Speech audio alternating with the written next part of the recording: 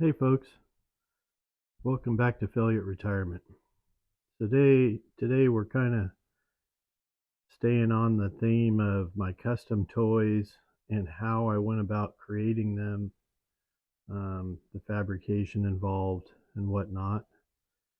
This is by request, so if you have a question about something, want to make a request, drop a comment. Here I am, obliging those who have commented so far. Happy to do it if you have some requests, so shoot them over to me. So these are Doepke toys, arguably the finest construction toys ever made.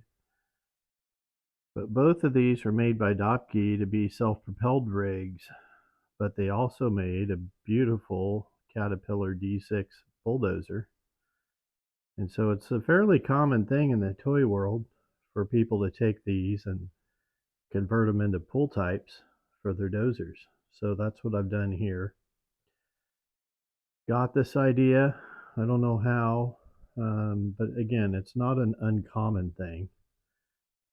So I don't know if I saw one somewhere or if I actually might have dreamt it up on my own back in the days before I was on the Facebook toy support groups.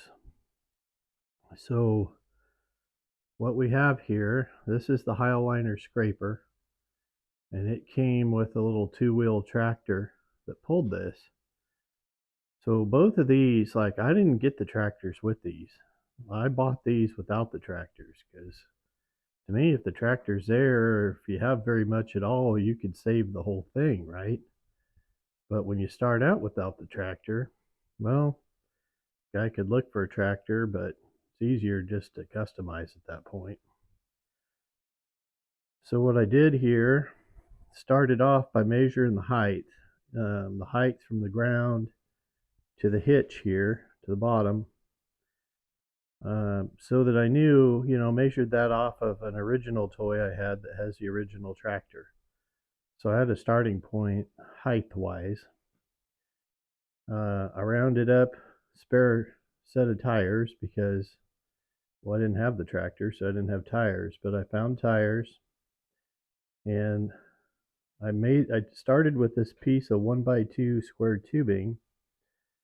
I pie cut the ends and tapered them in there, capped it all off, welded that all up, ground it smooth, and then I bent this piece of sheet metal into this little U-shaped pivot point here. And then what I did inside here, you see the head of the pin? There's, I believe, a 3/8 pin, just like a machinery pin that goes up through there. And I had to cut it to length. And then the way the original was, is they had one of these hubcaps up here to hold it all together. Same hubcap that you have down here. So, and they use, their axles are all 3/8. So that's why I used the 3/8 pin, so I could put the original hubcap back up there. But then the inside of that swivel there is like 5/8 if I remember right. So I got me some aluminum bushings off the Amazon, got the pin off the Amazon, bushed that all up and put that hubcap on the top like it should be, hold it all together. Then down here I just used a nail, used a small nail for the pivot there, put a little push nut around here on the back, hold that together. Then the bottom of this 1x2 tubing, I just drilled the 3/8 hole in there, put the axle through it. I used some more of that aluminum to make bushings to space the wheels out the distance I wanted them. And again, this is like, this is kind of how Doepke did it. A lot of this stuff has a little bushing between the wheel and the frame to keep your spacing the way you want it. So a lot of it, even though it's not Doepke, I kind of followed it in a lot of ways the way that they do it. And down here on the tongue, I mean, I built a lot of stuff, and I've used the same procedure many times on real life stuff.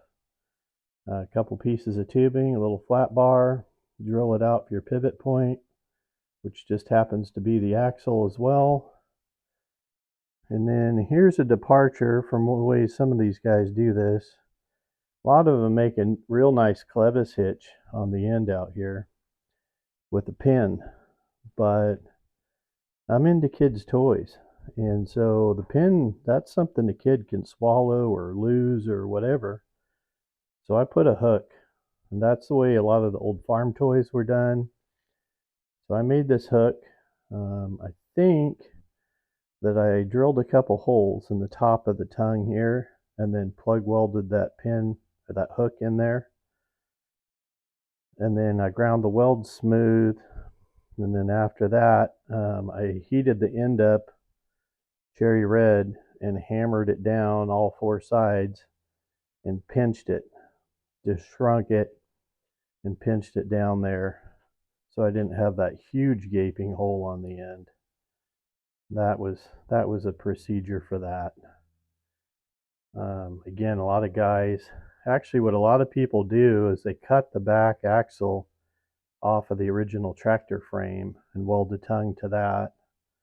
Then they make the nice clevis hitch, which is nice. Like, I like it, but it's, in my opinion, not something you can really not ideal for a kid to play with.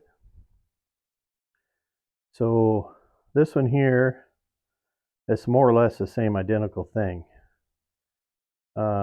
Difference here is these Euclid Pioneers, they weren't permanently fastened, not even on the original. So that just sits on there. And this pivot hole in the top, it's a fairly tight fit, so it stays on there pretty decent. But you can see, like, it's the same thing. 1x2 tubing, drilled the axle through there, made the tongue out of some 1/2 inch square tubing, all mild steel. Used the nail for the pivot point. The primary difference between this one and the Highliner one is this tubing is quite a bit shorter. The original height here on the original Euclid toy is quite a bit lower than it is on the Highliner. So that's the story there. And then the patina, like, I'm getting way closer on the patina. I don't really quite have it perfected yet, in my opinion.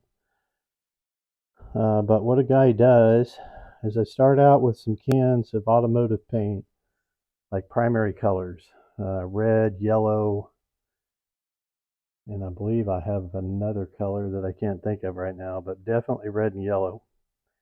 And I get like a solo cup, and I start blending that red and yellow, just, an ounce at a time or less, 1/2 ounce at a time, stirring them together and trying to match this color up. And it's tricky because the color's not even uniform on, on the original toy. And then, original toy is kind of a little more dull and you're painting shiny, but I'll spray, some little tests or brush some little test strips and let it dry a little bit and try to match the color up, and I'll just keep mixing and remixing and remixing.